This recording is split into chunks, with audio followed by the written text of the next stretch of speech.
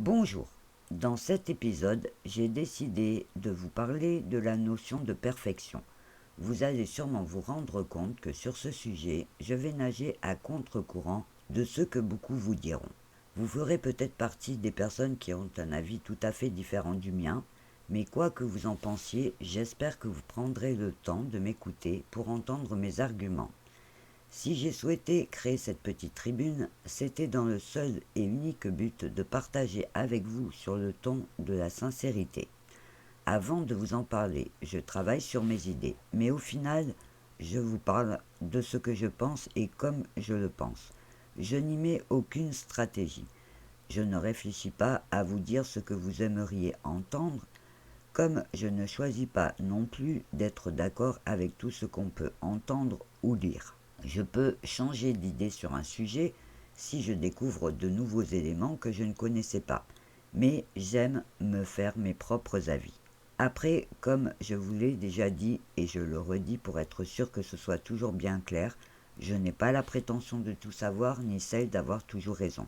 Je préfère prendre le risque de me tromper en suivant mes propres convictions qu'avoir raison en suivant des idées que je ne partage pas.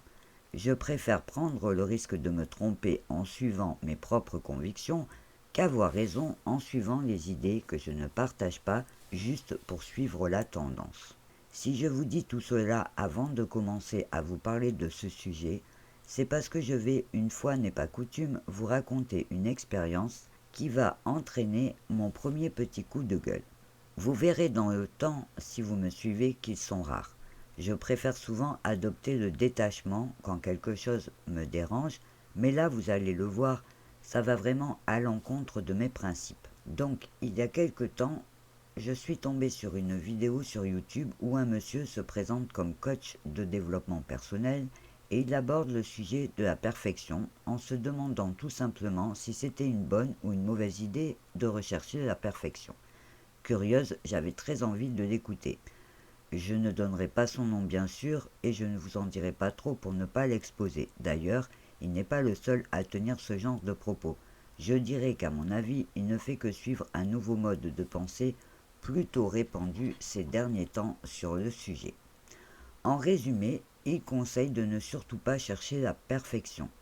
On comprend qu'il parle d'être parfait, mais ne fait jamais la distinction avec l'idée de création.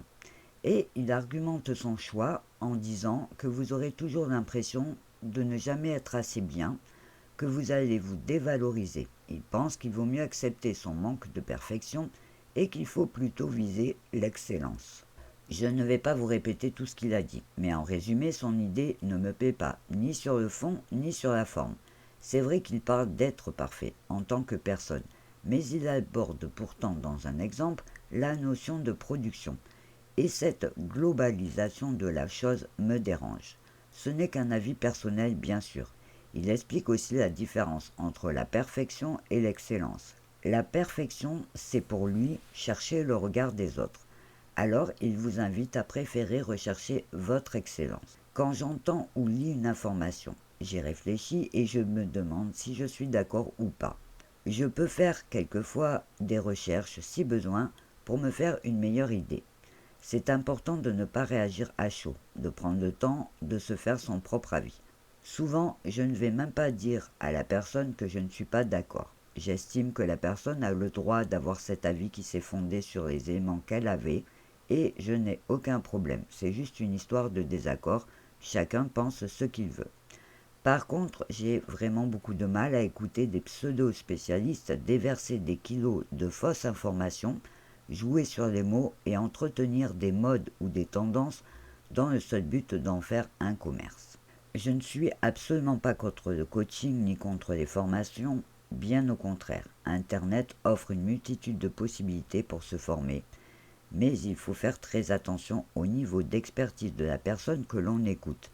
Et surtout, il faut toujours préserver son libre arbitre. Il existe de très bons coachs, mais il existe aussi de nombreux charlatans, et il faut le dire. Quand on veut être à la page et connaître la tendance du moment, il suffit de prendre un mot, de taper dans la barre de recherche de YouTube ou de Google, par exemple, et d'aller lire les titres des vidéos proposées ou des articles. Alors, Si vous tapez par exemple le mot perfection, vous allez voir la tendance du moment est claire. Comment se libérer de la perfection? Viser la perfection vous nuit. Pourquoi la perfection vous ralentit? Le message semble clair et se résume à il faut arrêter de la chercher. Être perfectionniste semble être devenu un point faible. Ils sont nombreux à prétendre que cette recherche de perfection nous fait souffrir, juste parce qu'on ne peut pas l'atteindre, donc il vaut mieux choisir de l'ignorer. Ce genre de solution tellement simpliste a la faculté de me mettre hors de moi, parce qu'ils accusent la recherche de cette fameuse perfection d'être la source de bien des maux, la déception, la dévalorisation, le manque de confiance en soi, pour ne citer que les principaux, alors que le problème ne vient techniquement pas de la recherche, mais vient du fait que l'on n'arrive pas à l'atteindre. Pour finir sa vidéo, ce monsieur nous conseille de viser l'excellence. Il précise sa propre excellence. Mais il suffit de reprendre la définition de ces deux mots dans le dictionnaire pour se rendre compte que là encore, ces arguments ne sont pas très solides. Pour la perfection, on trouve état, qualité de ce qui est parfait en son genre. Et pour le mot excellence, degré éminent de qualité, de valeur de quelqu'un ou de quelque chose. En y réfléchissant, il nous explique que dans la recherche de la perfection, nous recherchons surtout le regard et le jugement de l'autre, et semble penser qu'il en est tout autre pour l'excellence. Pourtant, c'est les écoles qui distribuent des prix d'excellence. Donc là encore, j'ai du mal à faire la différence et donc je suis en désaccord avec sa version des choses. Après, chacun et chacune se fera sa propre idée. Personnellement, je ne peux pas adhérer à son discours et encore moins accepter cette simplification des choses qui, à mon avis, n'aidera personne et surtout ne peut vous tirer que vers le bas. Ce petit coup de gueule finira là. Je vais maintenant vous parler de ma vision des choses en matière de perfection. J'ai grandi, comme vous sûrement, avec cette célèbre phrase « La perfection n'existe pas », sans savoir d'où elle venait, ce qui me semblait avoir toute son importance.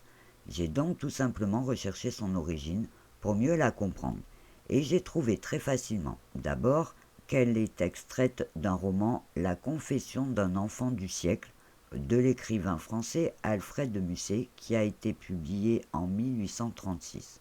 J'ai repris l'extrait complet qui dit « La perfection n'existe pas, la comprendre est le triomphe de l'intelligence humaine, la désirer pour la posséder est la plus dangereuse des folies. » Pour que vous ayez suffisamment d'éléments, il faut savoir que ce roman écrit en prose s'adressait à l'écrivaine George Sand, avec qui Musset eut une relation de 1833 à 1835.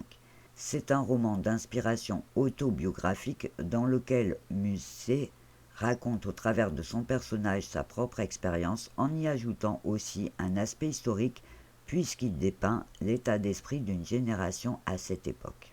Cette découverte m'a, je dois vous le dire, un peu surprise. Je me suis juste demandé comment cette phrase avait pu être extraite d'un roman et traverser les siècles pour arriver jusqu'à nous sous forme de vérité. Je pense qu'aujourd'hui tout le monde connaît cette phrase qui date de 1836, ce qui veut dire que cela fait 186 ans que l'on nous répète que la perfection n'existe pas. On peut dire qu'elle a fait son chemin et même qu'elle a laissé des traces. C'est vrai que c'est le genre d'excuse que j'aime bien utiliser quand je ne fais pas bien quelque chose en plaisantant. Quand quelqu'un me fait une remarque, je réponds « Désolé, on ne peut pas être parfaite ». Et ça m'amuse. C'est même devenu une habitude qui vient directement du fait qu'on nous l'apprend très jeune en nous répétant cette phrase. Pour parler plus sérieusement, je ne veux pas entendre et encore moins admettre que vouloir être perfectionniste soit un point faible. Je suis d'accord qu'une recherche de perfection poussée à l'extrême peut effectivement poser problème, mais comme n'importe quelle autre qualité poussée à son extrême peut devenir un défaut, ni plus ni moins. Du coup, c'est le côté extrême qui, dans tous les cas, me pose problème, et pas la recherche de la perfection. Chercher à l'atteindre nous tire vers le haut, nous motive à faire de notre mieux, à donner le meilleur de nous pour l'atteindre, et ce chemin ne peut être que bénéfique. Un proverbe coréen dit que la perfection est un chemin que ce n'est pas une fin. C'est exactement la représentation mentale qu'il faut s'en faire. Ce qui devient problématique, c'est notre capacité à gérer notre résultat. Il faut bien comprendre qu'on n'obtient pas la perfection par un coup de baguette magique. C'est un objectif que l'on se fixe sur du long terme. C'est exactement comme viser la sagesse.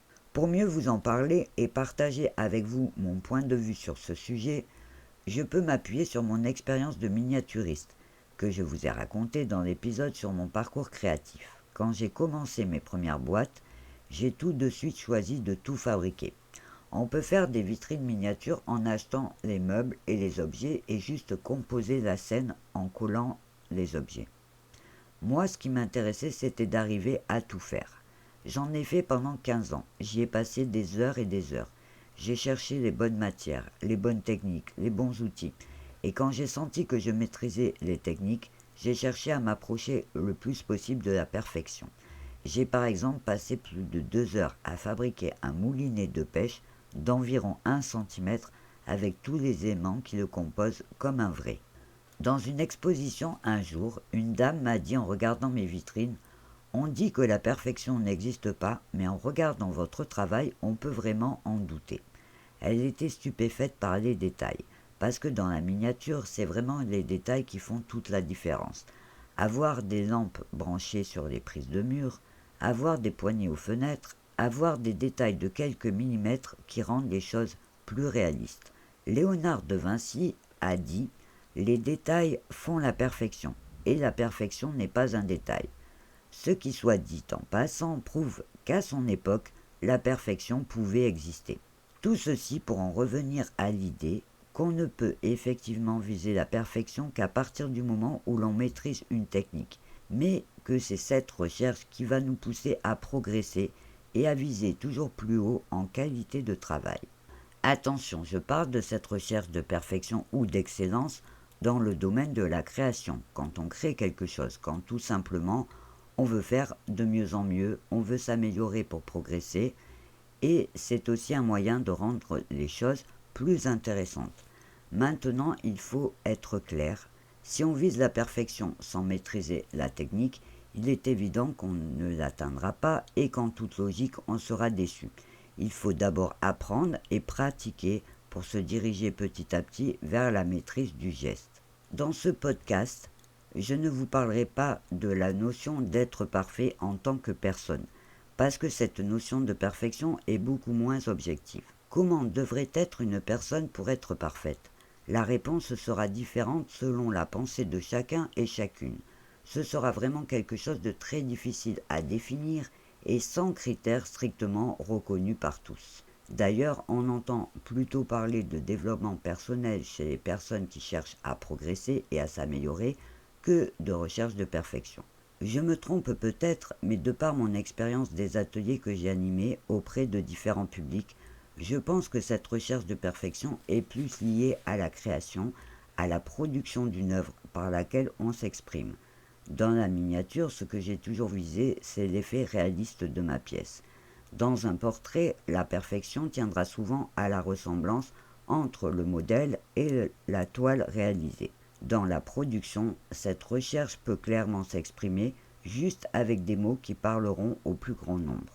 Ce qui me dérange vraiment dans les discours de ces personnes, c'est le fait qu'au lieu d'essayer de trouver des solutions pour apprendre la patience, la persévérance, l'application aussi, et à encourager à viser la perfection, on préfère apprendre à revoir ses ambitions à la baisse. C'est exactement comme si on disait à un enfant: vise un 12 sur 20 à ton contrôle parce que le 20 sur 20 c'est trop dur pour toi. Et si tu n'y arrives pas, tu risques d'avoir l'impression de ne pas être assez bien. C'est exactement ça. Et au fond, c'est vrai que l'on pourrait se contenter d'un 12 sur 20. Quand on est perfectionniste, on progresse. Et même si on n'atteint pas la perfection, on trouve une motivation supplémentaire à chercher à s'en approcher le plus possible. Mon exemple avec l'enfant m'a fait penser à une discussion que j'avais eue avec ma fille à l'époque où elle était au lycée. Un jour, elle m'avait annoncé qu'elle avait eu un 12 à un contrôle. Je lui avais dit que c'était bien, mais que je pensais qu'elle aurait largement pu avoir un 16 en travaillant juste un peu plus. Je pensais qu'en lui faisant réaliser qu'elle avait les moyens de pouvoir faire mieux, je la motiverai. Sauf qu'elle m'avait demandé qu'est-ce que ça lui aurait apporté de plus d'avoir un 16. Surprise par cette question, je lui avais répondu « de la fierté ». Et je m'en rappelle avoir vu dans ses yeux une expression d'incompréhension totale.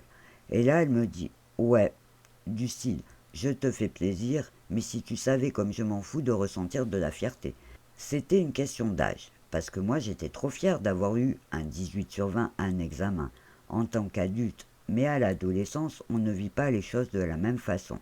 Et le pire, c'est que pour tout vous dire, je m'étais dit qu'elle n'avait pas tout à fait tort. Mais cette petite anecdote pourrait prouver que cette recherche de perfection est avant tout une histoire très personnelle, où le regard de l'autre vient en deuxième position. Exactement comme quand je travaille mes textes, mon premier objectif, c'est que mon message soit clair et que vous preniez plaisir à m'écouter. Cette nouvelle façon de penser à la perfection m'a aussi amené à remarquer qu'aujourd'hui, il me semble plus qu'avant que nous avons pris l'habitude de mettre des trop partout, et surtout avec des adjectifs qualificatifs positifs, comme c'est trop bien, il est trop beau, il est trop gentil.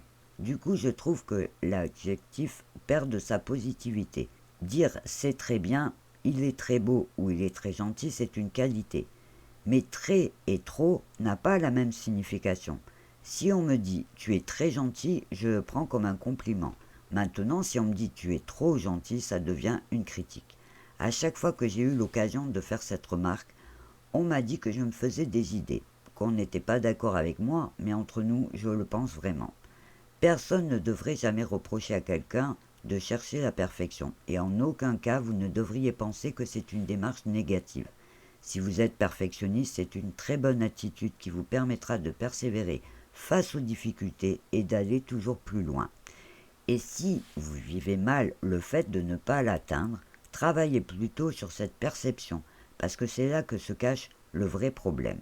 Vous pourriez vous représenter le chemin vers la perfection comme une échelle à gravir marche par marche, en plaçant la perfection tout au bout. Et selon le domaine dans lequel vous viserez cette ambition, votre échelle sera plus ou moins longue. Je m'explique en toute logique, si vous cherchez à maîtriser une technique disons facile, il vous faudra moins de temps que si la technique que vous apprenez est difficile. Après, cette idée de perfection peut s'appliquer à tous les domaines de la création. Vous ne pourrez viser cet objectif que dans les choses que vous créez, dans ce que vous réalisez. Et donc, une fois encore, votre résultat sera toujours en rapport avec votre niveau de pratique, de la technique. Et du coup, si vous n'arrivez pas à atteindre la perfection que vous recherchez, c'est tout simplement que vous ne maîtrisez pas encore assez la technique. C'est aussi simple que ça. Il n'y aura donc aucune raison de se dévaloriser ou de ne pas se croire capable. C'est juste qu'il vous faudra acquérir plus de connaissances techniques ou plus d'entraînement pour pratiquer le geste.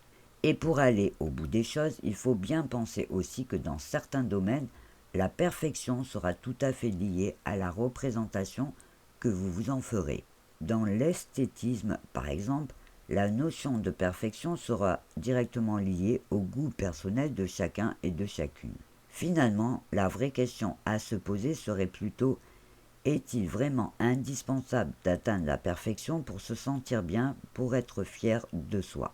De ma propre expérience, je vous répondrai sans hésitation non, parce qu'une création n'aura absolument pas besoin d'être parfaite pour que vous puissiez vous sentir fier, et surtout parce qu'atteindre la perfection que l'on a visée, c'est aussi arriver au bout du chemin. Il y a toujours un certain plaisir à voir le petit suspense du résultat. Quand on commence une création sans savoir si on va réussir à voir le résultat que l'on attend de son travail, c'est motivant.